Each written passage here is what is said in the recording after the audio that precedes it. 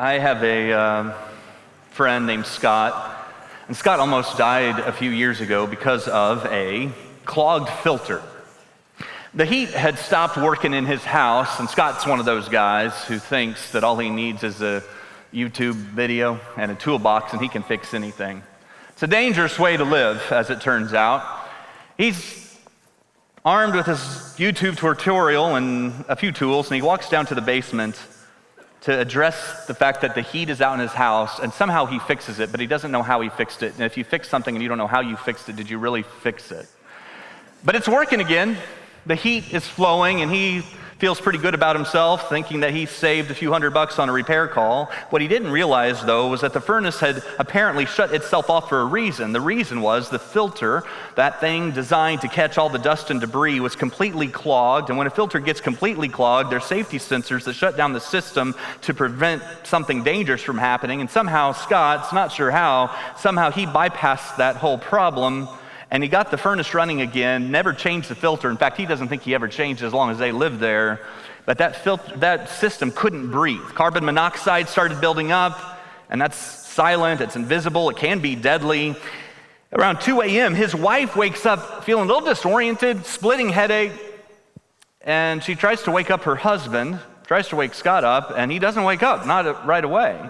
And so she shakes him. He's still not waking up. She shakes him a little harder, and he finally wakes up, and he's confused and disoriented, and she realizes what's happening, and she gets them out of the house, and they made it out, but barely made it out. The paramedics said if they would have slept another hour, they probably wouldn't have woken up at all because of a clogged filter.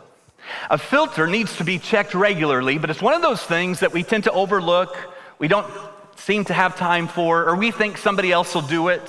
It needs to be checked regularly to make sure what's supposed to stay out is staying out, to make sure it's clear. And so the water filter removes contaminants so you can drink safely, and your coffee filter removes the coffee grounds so you can drink your cup of coffee. Your social filter kicks in, hopefully. Like when someone shows you a picture of their newborn baby and you start to say she looks like an angry potato, instead you say, look at all that hair. That's a filter. That's what a filter will do for you. And when a filter isn't working, when it stops doing its job, the whole system suffers. And sometimes it just starts running inefficiently, and sometimes it breaks down completely, and sometimes it can be life-threatening. So here's what we're going to do in the next number of weeks. We're going to go through the life of Jesus in the Gospel of Mark, and we're going to be challenged to take some time to check the filter for our lives. What's the filter you're using these days for your decisions? Like, how do you decide what to say yes and no to throughout the course of the week?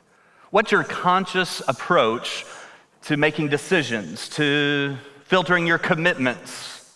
What do you give your time to? What do you focus on for the future?